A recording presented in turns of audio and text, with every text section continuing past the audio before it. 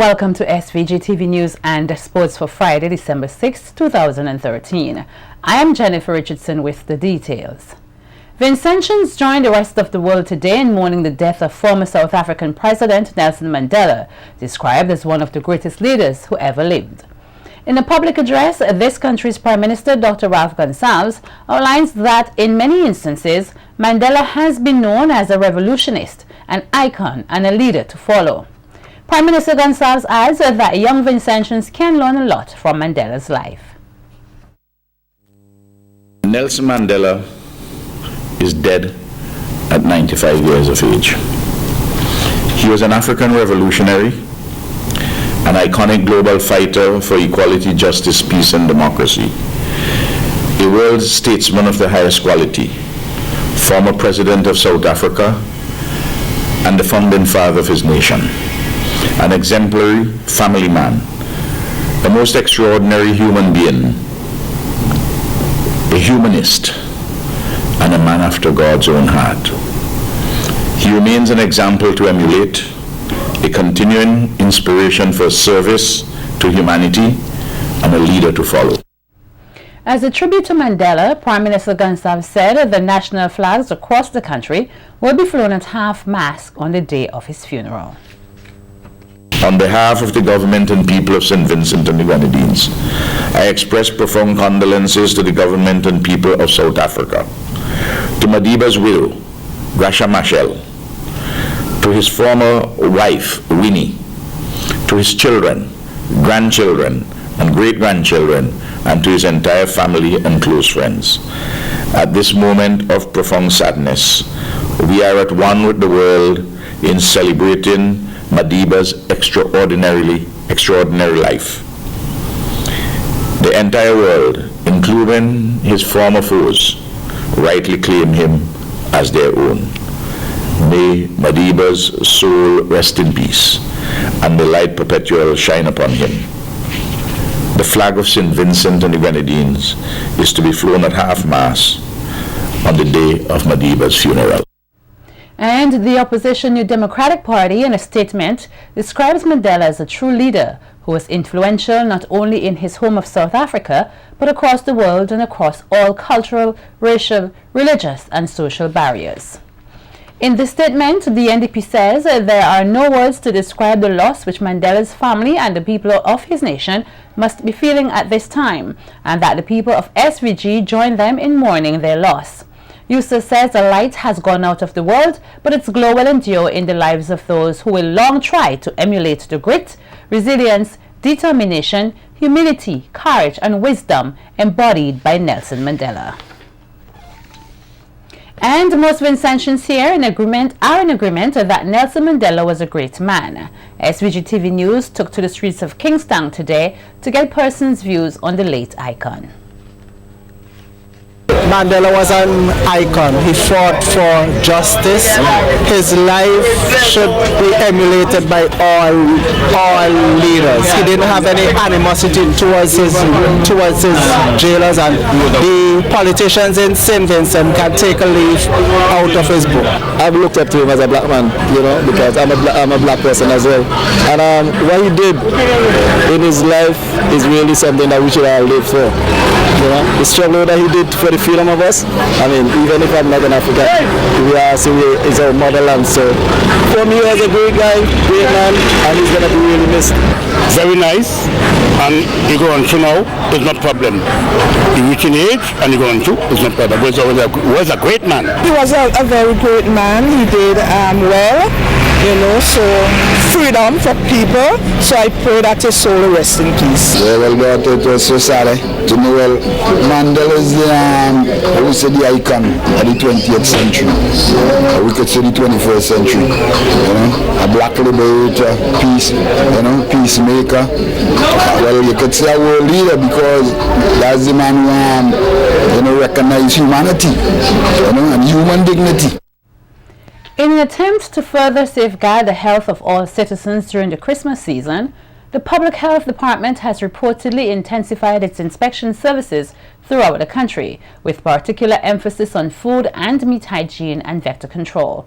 According to Permanent Secretary in the Ministry of Health, Wellness and the Environment, Louis Duchamp, with immediate effect, public health officers will make daily routine visits within Kingston and its environs, including the ports of entry, to ensure that food entering the state and food offered for sale are in compliance with public health requirements.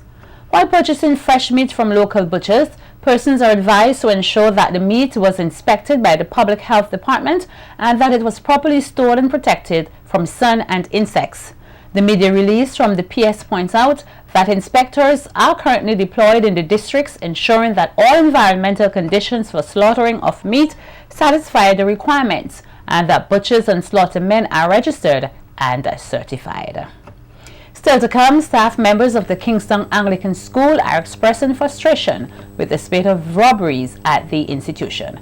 More stories on the local scene when SVG-TV News continues. Don't go away.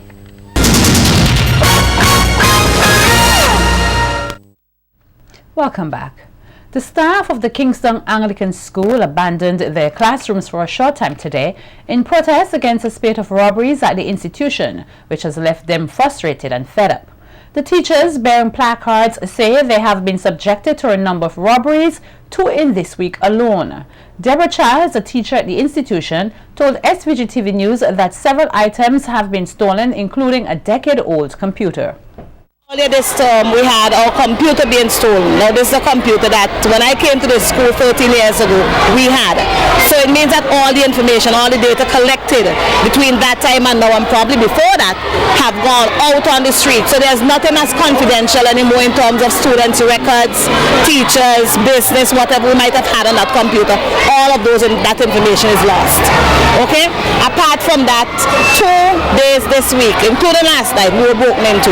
Monies have been stolen, transformers. Charles added that the situation is not conducive for either learning or teaching, as it impacts the overall productivity of the school. In order for us to continue on an upward ground, and we're going there, we need to have our children having what they need. And if teachers come to work every day, your desk is turned up, the office is turned up, things are missing, there's no way you're going to feel comfortable on your job. You can't perform. And if teachers cannot perform, then learning will definitely not take place. So we need to have that awareness out into the public to ensure that people know what's happening here to us at Kingston Anglican School. We're asking the ministry, please, step in, help us. We're asking the police. Meanwhile, one of the school's auxiliary staff members is calling on the authorities to change the school's location. Janitor Agnes Haynes said she believes that the location attracts undesirable persons to the institution, and she is advocating that the school be relocated. They may have nowhere to break in the school, and I really feel upset about it because I'm working here and I don't like working here really.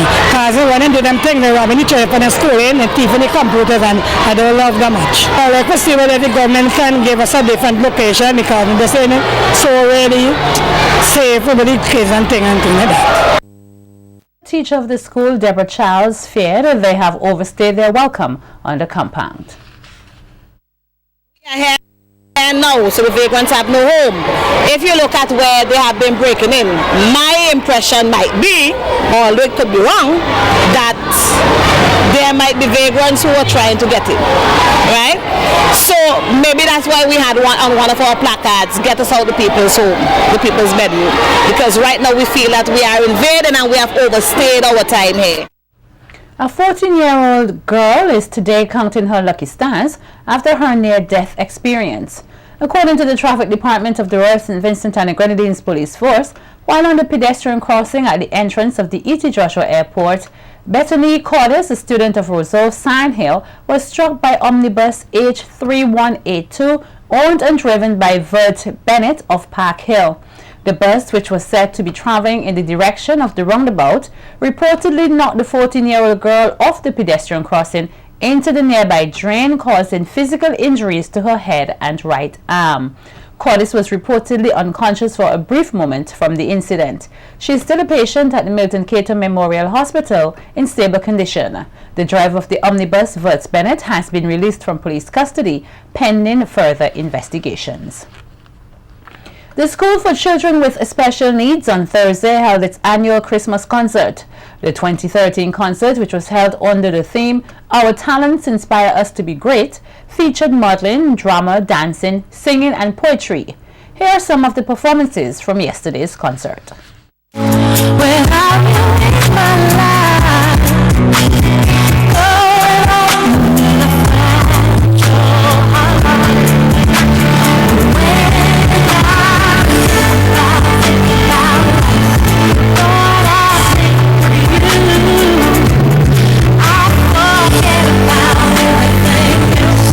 Christmas vacation is great.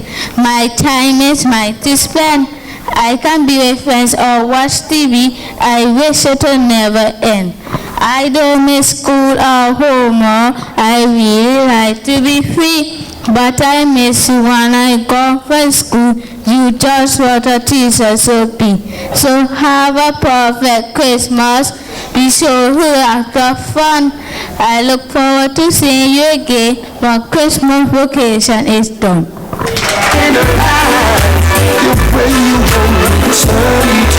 Good luck in practice,